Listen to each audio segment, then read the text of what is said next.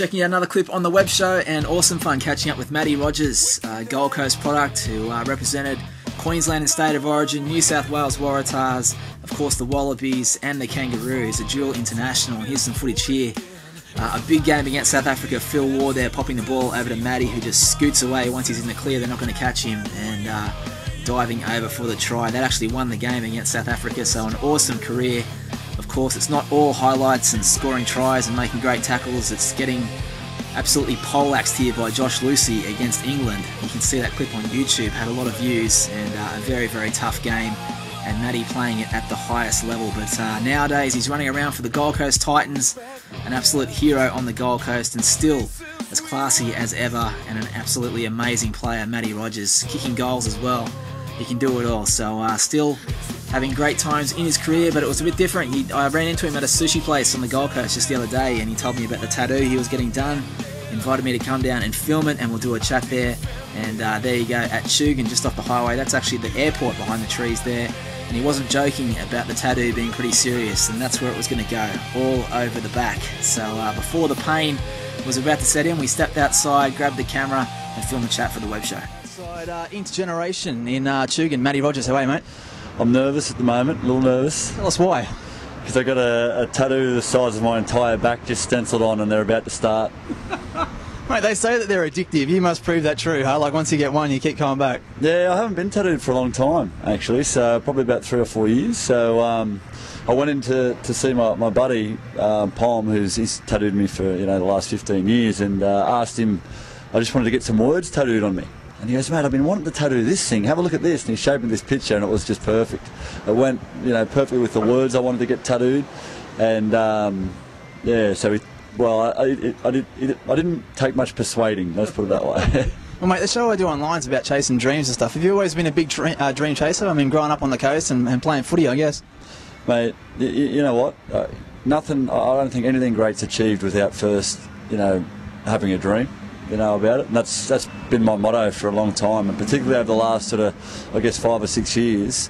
Well, as a kid, all I did was I just dreamed about, where I wanted to be as a footballer, to the point where I just knew what I wanted to do. And I was probably a bit of a pain in the butt for a lot of my teachers, because they'd ask me, "What are you going to do when you grow up, Rogers? You're not doing any schoolwork." It's like, I'm going to go and play footy, and they sort of gave me a bit of a hard time. So, but I did that, and we got some bigger dreams and goals we're chasing now for post football, which doesn't actually involve tattooing, right. But some bigger things down the track. So tell me about it, mate. You're in the backyard and you got the footy. Of course, your dad, a superstar player and a legend himself. But you're in the backyard with the footy. Who are you being in the backyard? Who are your heroes? Mate, my absolute hero was a guy named Brett Kenny, who, just Mr. Natural, just a freak. And I was a Parramatta fan as a kid.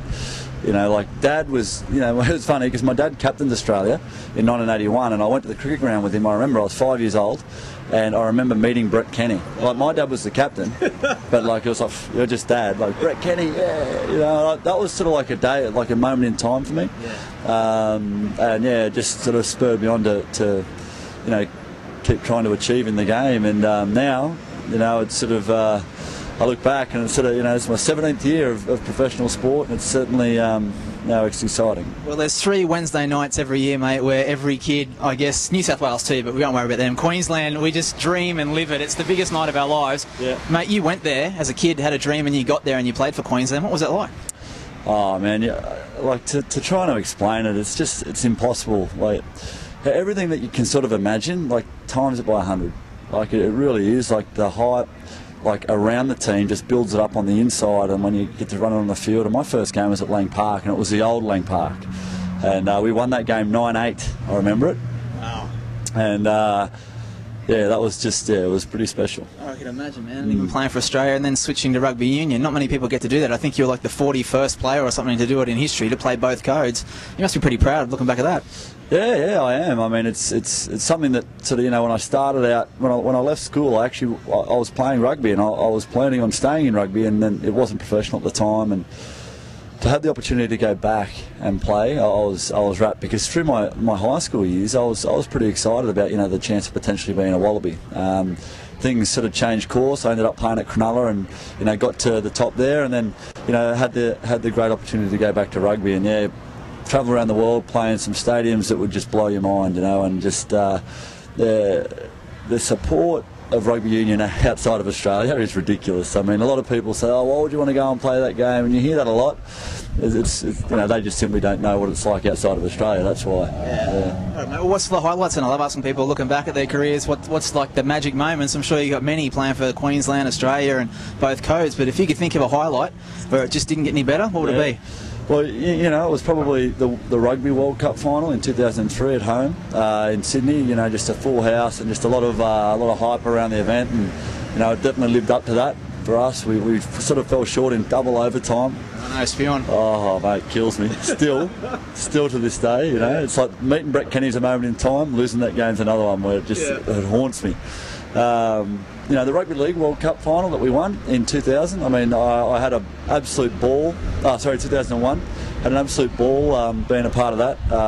Actually, funnily enough, the last time Australia won the Rugby League World Cup, because we lost the last one, unfortunately. Yeah. But, just being a part of just an atmosphere that's sort of at a high level all the time is pretty exciting. Oh, it's amazing, mate, when you look at it. But if you had advice for someone out there chasing dreams, what would you say to them? Some young kid that's kicking the footy around the backyard, probably saying he's Matt Rogers, watching the Titans games. What would you say to him? I would say to hang around people who will feed your dream. Don't hang around people who try and steal it, because there's a lot of people out there who are trying to steal your dream from you. Just stay around with people who want to encourage it and feed it and build you up, because they're the people that'll support you and help you push you on your way. You don't need people who are going to discourage you. Well, mate, great to hang out with you and have a quick chat, and good luck with the tattoo. We'll look forward to seeing the end result. It should be fun. I'm nervous. Get into it. Yes, that's exactly what Matty was about to do. Get right into it. The old needle in the back all day. Ouch. And they just had to make sure everything was ready there. Matty about to lie down and get stuck into it. The last sort of detailed drawings before the needle comes out. So better him than me. But like I said, he's very popular on the Gold Coast. That's the Gold Coast Bulletin with the stories about Bangkok on the front and, of course, Origin on the back and inside. Great story there about Matty and his little boy Max, who suffers from autism. And the website there, you can check it out, 4asdkids.com. Matt and Chloe doing something amazing, and that's part of their dream. All we want to do is just change one life at a time. We'll raise money and we'll sponsor kids into programs all over the country. Danny Weidler, 9 News. And if you'd like to help Chloe and Matt raise money to help fight autism, the website is 4asdkids.com.